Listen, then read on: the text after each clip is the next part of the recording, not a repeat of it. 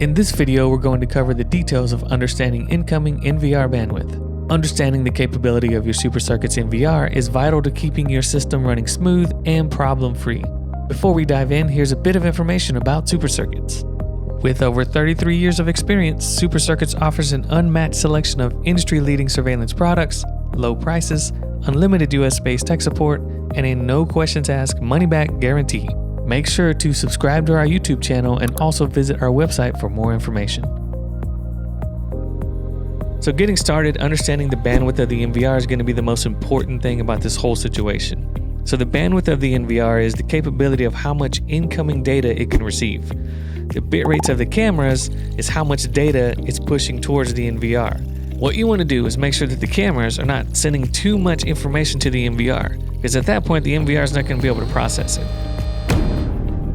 So what we need to do is make sure that the cameras are set accordingly so the NVR can process that information without having any issues. The best starting point when trying to figure all this information out is the capability of the NVR. Finding the datasheet for the NVR is pretty easy. All you need to do is go to our website, www.supercircuits.com. Once you're at the homepage here, you'll go to Learning Center and then Product Documentation. And here you're going to put the model of your NVR, and mine is a NVRE 1602.0, so I'm going to type that in. And I'm going to hit the Go button here. And that is going to bring up the information for my DVR or my NVR. So under Product Documentation, obviously it's going to have the data sheet, it's going to have a quick install guide, manual, and more stuff. What we're really focused on today is the data sheet, so we're just going to go ahead and open that up. And it's going to bring us to the information data sheet of this unit. We're going to scroll down to the second page, and on the second page you're going to see under network, let me zoom in here, it's going to say incoming bandwidth 160 megabits per second. That's exactly what we're looking for. So if I have 160 megabits incoming coming from the cameras, that is the max capability for the NVR, and I have 16 channels, all we need to do, if you want to evenly distribute all 160 megabits over 16 channels, you could divide that by 16. Obviously that's going to give us 10 megabits per second. So the max incoming bandwidth per camera, if we had 16 cameras, would be 10. What I really want to say here is that you don't want to max out your recorder. It's almost like driving a car. You don't want to have the pedal down 24/7. We really want to hold it around, if it's 160 megabits per second incoming, we want to make sure that we keep it around 80 to 90 or 80 to 100 megabits per second total over 16 channels. That will keep your recorder running very smoothly and without any hiccups. Okay, so now that we know the maximum incoming bandwidth capability of this unit, let's just go ahead and log into it. All right, so I have it pulled up on a web page here. I'm in Microsoft Edge with Internet Explorer mode. Gonna go ahead and log in there. I do only have one camera attached today, just for this demo.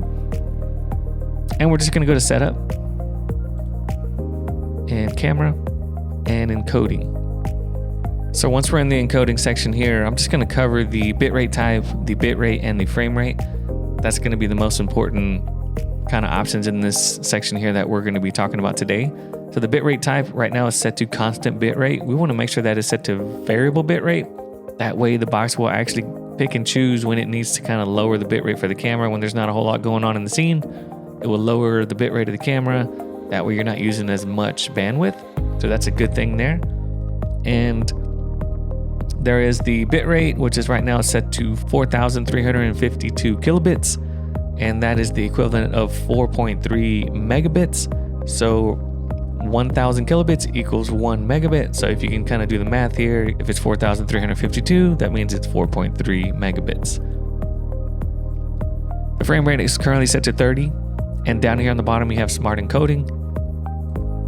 There is a basic mode and an advanced mode. If you do have the advanced mode option, you can turn that on to create more compression. It's pretty much the equivalent of H.265 Plus. And if you're using a third-party camera connected via OnViv protocol, you can use the basic mode in order to try to reduce even more load on your box. So right now we're set to 30 frames a second. We're at 4,352 kilobits for the bit rate, and we're set to variable. Let's say I wanted to, hey, I really don't need 30 frames a second. I'm going to show you a really quick way to adjust this down to 15. And when you cut your frame rate in half, you can also cut your bit rate in half as well. But if you just really want to kind of get a shortcut and have something show you how to do that, we do have the Guard Tools application. Let me pull that up here and minimize this. And you can see here I have the unit, but we're not worried about discovering devices. So if you look down here on the bottom, there is a calculation option.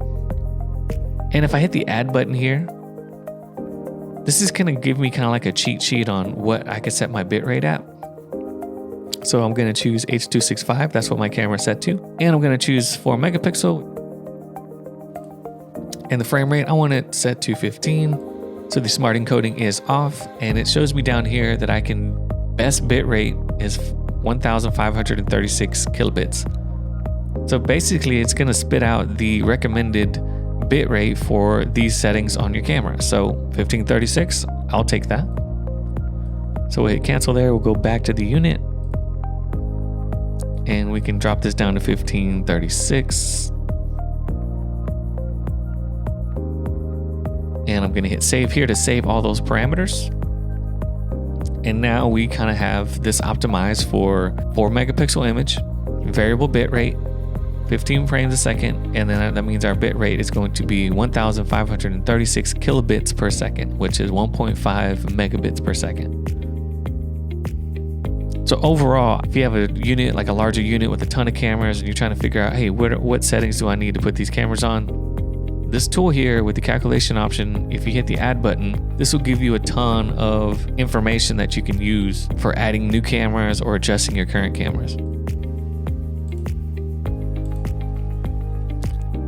Okay, so moving on to the total bandwidth for this channel itself. So right now we're at 1.5 megabits per second for the mainstream, 512 kilobits per second for the substream, and 128 kilobits for the third stream. In order to get the total amount of bandwidth that this channel is using, you're going to need to add all 3 of these bit rates together. So the mainstream, the substream, and the third stream.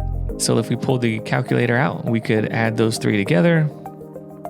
And that's going to be 1536 plus 512 plus 128. And that's going to give us 2,176, which is 2.17 megabits per second for that channel. That is a really good spot, right? So obviously we want to be under the 5 megabits per second. Maxed out, we will be at 10 megabits per second per channel for 16 channels. So this is a really good optimized setting for this camera. It's still going to give you a clear picture. You're going to be at 15 frames a second, which is still a good frame rate. And you have reduced the load on the box significantly. Before you make any changes, you can also check the current status of your bandwidth under the maintenance menu. So we'll go to maintenance here, and then we'll go to network information on the left, and across the top, we're going to go to network statistics. And this section here is really good information on what my box is doing from a bandwidth perspective, right? So IP camera is how much incoming bandwidth is being used right now. Obviously, we only have that one camera. It's 2,176 kilobytes per second. And that actually matches what we calculated earlier. All 3 of those streams together equals 2,176 kilobits per second. Remote live view, obviously you would see that if somebody was viewing live view remotely, but we're more focused on idle receive bandwidth. You want to make sure to have a good 30 to 40% available here. And that's going to keep your box running smooth. If you have any more questions, you can reach out to our tech support team. They'll be glad to help you out. And make sure to like and subscribe to the channel so you can get notified when videos like this one are available.